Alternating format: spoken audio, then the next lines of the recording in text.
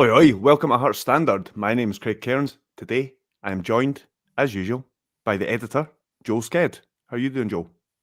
Yes, good. Yourself? Don't know why I said it twice. Aye, all right. Feeling a bit knackered on that, but I'm not too bad. I'm getting excited by all this transfer business and all this prospective transfer business we're looking to do. But before we get to that, just as usual, we'll get a wee bit of housekeeping out the way. And as a message from our sponsors, which is Good Vibes Giveaways. They're proud to sponsor Hearts Standard and offer fantastic prizes to fans of the club. Prizes change weekly. They include tech, gadgets, days out, weekends away, tax-free cash, and even OASIS tickets. Get your tickets now at goodvibesgiveaways.com and enter for your chance to spread the good vibes. Joel, do you think Hearts will be spreading some more good vibes in the coming days in the form of a new signing or two? Well, depends how you define next few. Few would take us 3. Let's say a few weeks. Yeah. I've been kind of when asked about it, I would say hopeful of at least one before the Kilmarnock game next week. But it's one of those where it's always reiterate it, always provide the caveat of it's a transfer and it's never straightforward. Yes, things can happen to hold things up or turn things into an issue. We've seen it with Felton Cabangu. There was a saw it with Dylan BK all those years ago. Yeah, exactly. So it's very rarely where you go from A to B and it is a very straightforward path to get there. So yeah, but I'm hopeful that at least there's progress being made, and obviously with I think Michael Steinwender, that deal is quite far down the road, and that's where we're hopeful that he will be, if everything goes well, he'll be a Hearts player at some point in this window. Yeah, I was going to say, there's people will have already seen from the graphic and from the title that there's two targets that we're going to speak about today. I think it's fair to say one is further down the line than the other, and as you say, that is Michael Steinwender, who is an Austrian centre back. This seems to have been in motion for a wee while. He was identified not only before the window, but we think before long-term injuries to Kingsley and Kent, or maybe around that time. But it's definitely one that's been in the pipeline for a wee while. He's a right-sided centre-back. And I think if nothing else, he adds, if he does come in, we're speaking, if he does, he would add a bit more kind of needed cover for the centre of the defence, because at the moment there's Halkett, who has had his issues in the past. He even came back into the team carrying a knock. Rowles is on his way out. McCart pretty much like for like, one out, one in there. The only other one you've got really is Oyegoke, and he's kind of been rotated at right back. So if nothing else, it gives another bit of cover, another bit of rotation, possible rotation in there if should Steinwender come in. Yeah, absolutely. And like you said, I think he was coming into the window that there was looking at centre backs, and that was before injuries. And you add depth. You look at his age as well, as he's a young centre back as well. A lot of promise. I think there's very highly rated. Understandably, that's why the club are looking to sign him. But it's, as you noted, see, if once Kai Rowles leaves, that leaves you with Halkett, that leaves you with Jamie McCart, and that leaves you with Oyegoke, who has been predominantly played at right back. So yeah, I think he kind of ticks boxes short, medium, and long term, and I think he's one, if Hearts get right and develop correctly, could potentially make money on down the line. But again, that's not something fans overly want to hear about. They just want to know if he is a good player, if he would add, and if he's going to improve the team. And yeah, like I said, highly rated. He's played over 100 games combined in the top flight of Sweden and Austria, and he was attracting interest towards the end of the Swedish season. Their season runs, I think it's like April to November or March to November, whenever it runs. And so he was only in the Swedish league for half a season, and he was attracting interest from other teams. And one of those, of course, is Hearts. And you look at him, aggressive, quick, good physical presence. And again, big thing that I think most, if not all, defenders coming into the Scottish Premiership need. He is good in the air. He's strong in the air. Where you look at his the data of his aerial duels, both in Sweden and Austria, and it is impressive. Yeah, he's been described as eager to learn, and he says that his role model is Sergio Ramos. I hope he doesn't include the disciplinary record within that. As you said, Austria and been playing in Sweden more recently, and I suppose that is a market that it's been shown there can be hidden gems there in the Scandinavian market, and it is one that could potentially go back to in future. Yeah, absolutely. And again, that's a great thing. Is like, Jamestown analytics hasn't changed like massively. It's not opening up new markets to Hearts. Hearts are always looking, just with the data they used, are always looking around the world, I would assume, with players coming in. Jamestown just provides an extra layer of almost what's the kind of cachet, and provides a bit more like understanding or gravitas to suggestions that if like Steinwender's been put through the Jamestown and their analytics and they give it the big thumbs up, then it just lets the club know, right, okay, he is someone that is worthwhile and should be pursuing, as Hearts have. And is there, I mean, you kind of mentioned it already. I was going to ask about attributes. There's one of the things that sticks out is his aerial ability and his size as well. And it just means that we were talking at the weekend there about seeing the partnership of Halkett and McCart for the first time, and they're not going to lose many headers between them. It seems like this guy comes in and this guy could come in and just be another defender like that. If nothing else, he looks like he will be dominant aerially. Yeah, absolutely. And I think the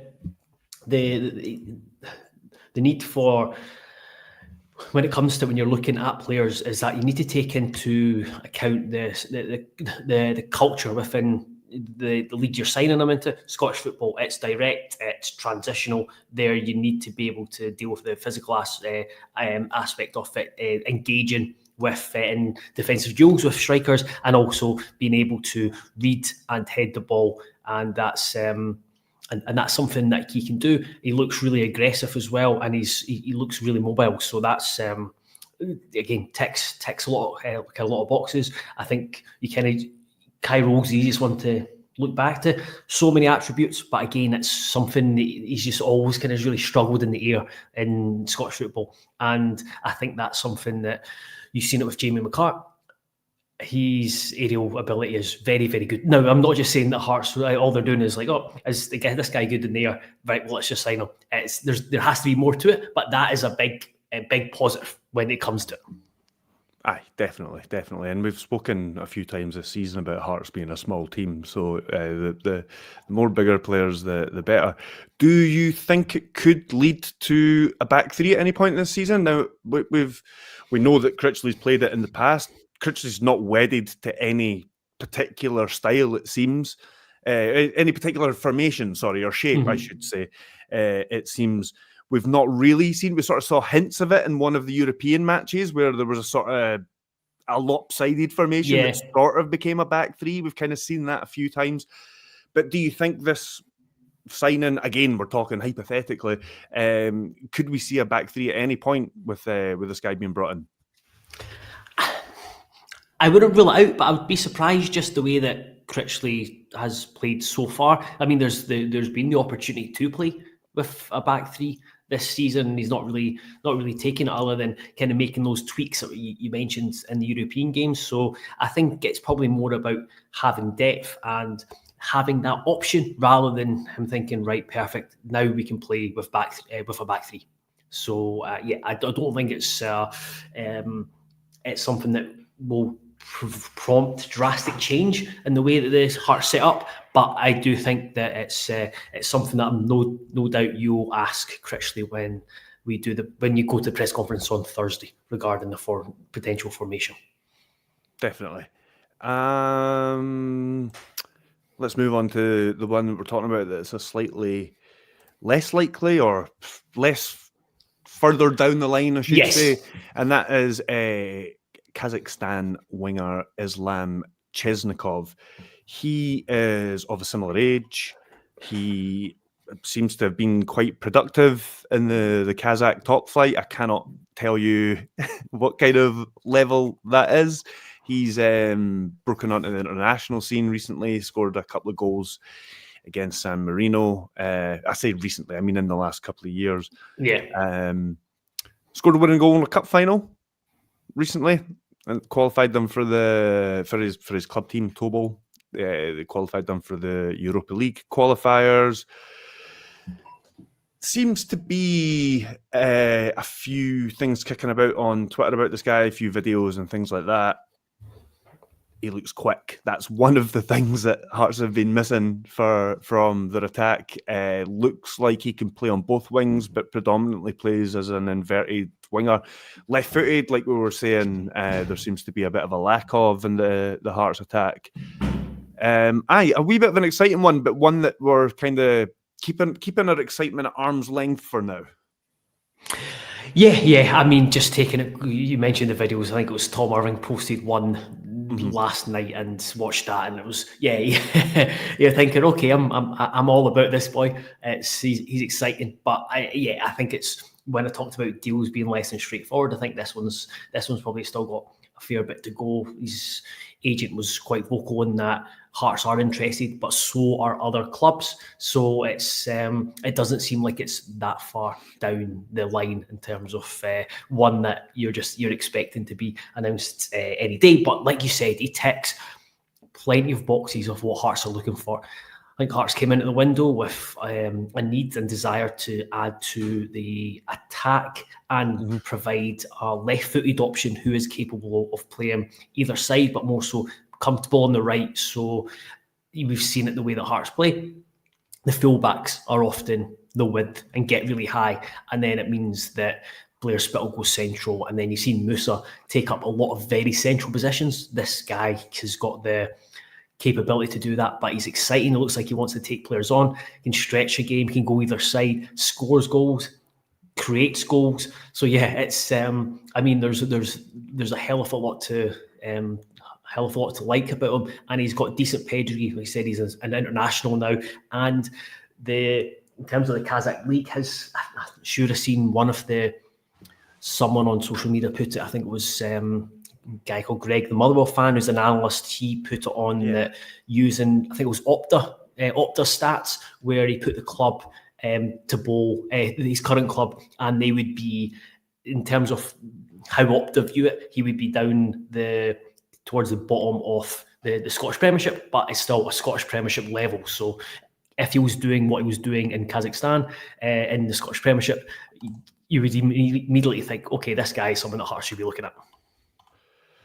Aye, and oh god, I was going to add something that you were saying there, but it's fine. I'll come back to me. And I suppose that if, as you're saying, this isn't as far down the line as the other one, it very, very, very well may not happen, but it's encouraging that that's the type of player that Hearts have identified and are looking at, if that is the case, because you'd imagine that there would then be other similar target or players with similar attributes that they're then looking at if this doesn't fall through, because it would be, I mean, folly to put all your eggs in one basket in terms of signing targets. Yeah, exactly. And I mean, there's a couple of guys mentioned it in the YouTube chat, Danny Armstrong as well. So he is another similar player that Hearts have certainly had an interest in, and I think there's certainly been talks he can get him on a pre-contract for what he's done at Kilmarnock. I think there's been a drop-off this season, but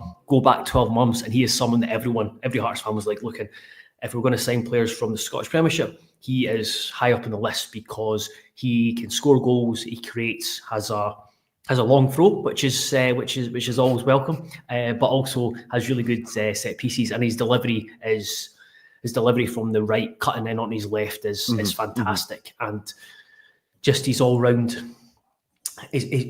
game in terms of he can play as a wing back. He's got a bit of personality about him, got a bit of needle about him. I don't think he is as quick as maybe that Chesnokov looks like, but there's still that quality. And again, he fits into that left-footed wide man that Hearts are looking to add. That's what I was going to say when you had mentioned the Motherwell fan and analyst. He also put up like a graphic of a lot of stats, and he seemed to again, like he had in the sort of negative column the level of competition, so it's all taken with the caveat of that. But he definitely looks like somebody who wants to take on his man, who gets into good goal-scoring positions. I think it looked like his XG per shot was good, but his shot accuracy was fairly poor or average or something like that. I can't remember. And it also looked like he was like a busy sort of presser, but he didn't come out great when it had the amount of duels that he won. But sometimes just like being the pest is enough. You know what I mean? It doesn't always have to be that you win if you compensate with other things and that kind of thing.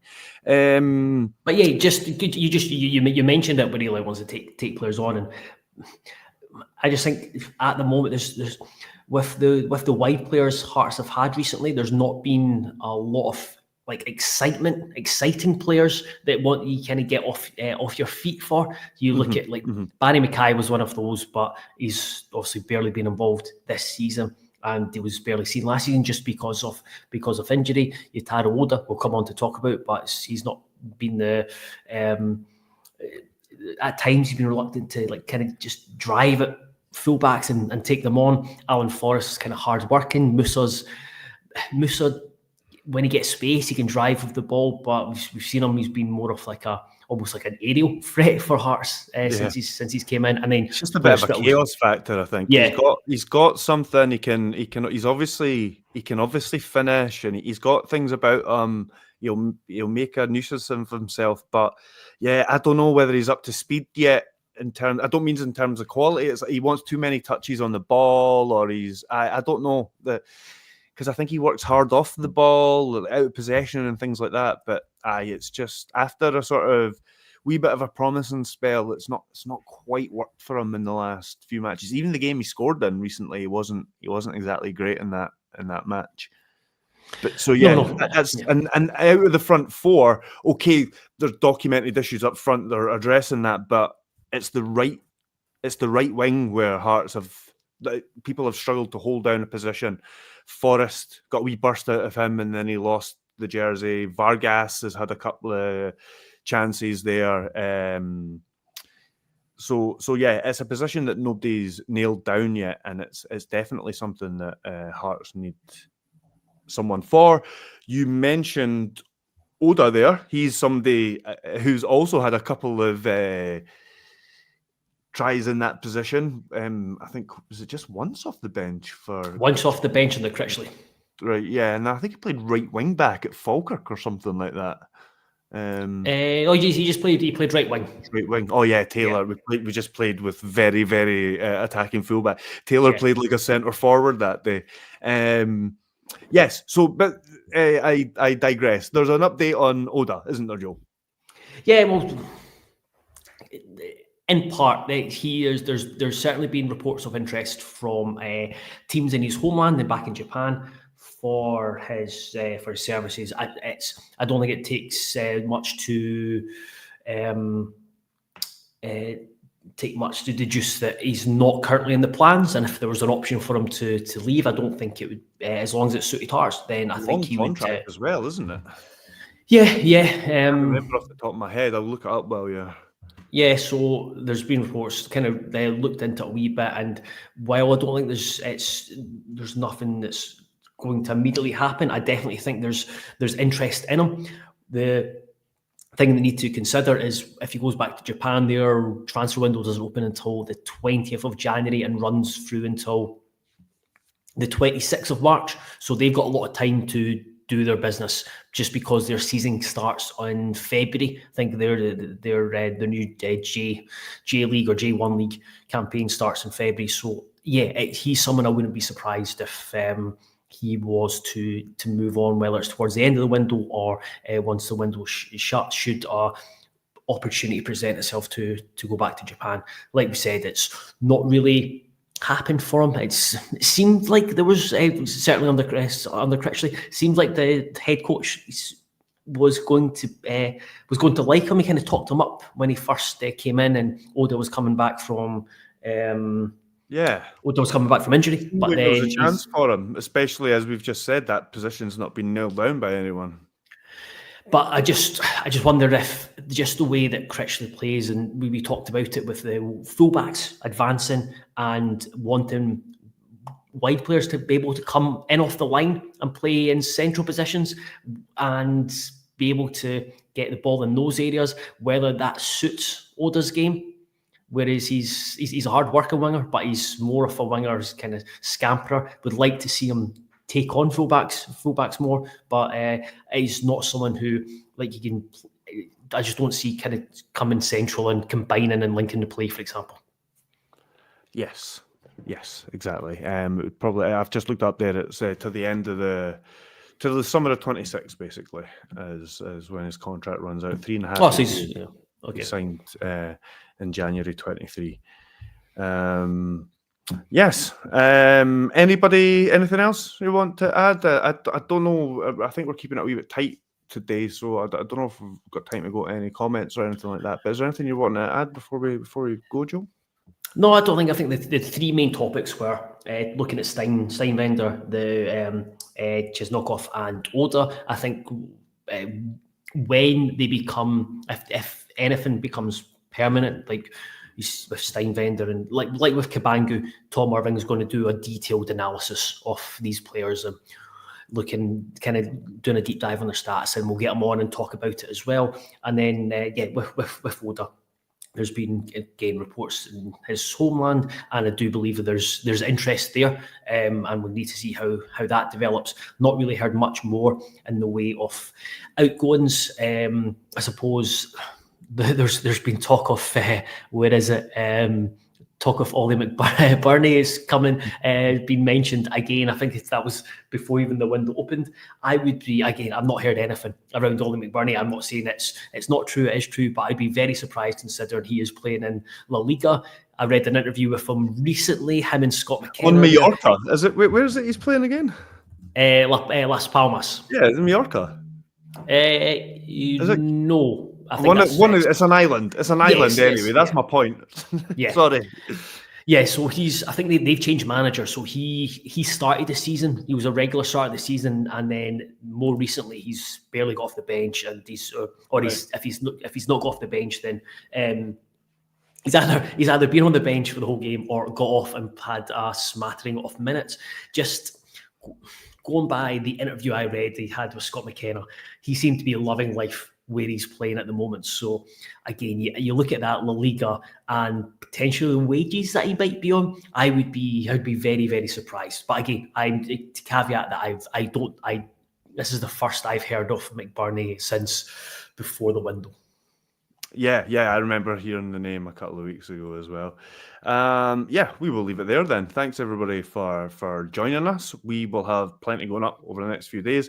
We will be with you after we'll be on before then potentially, but we'll definitely be on after the cup game up in Brecon on Friday night.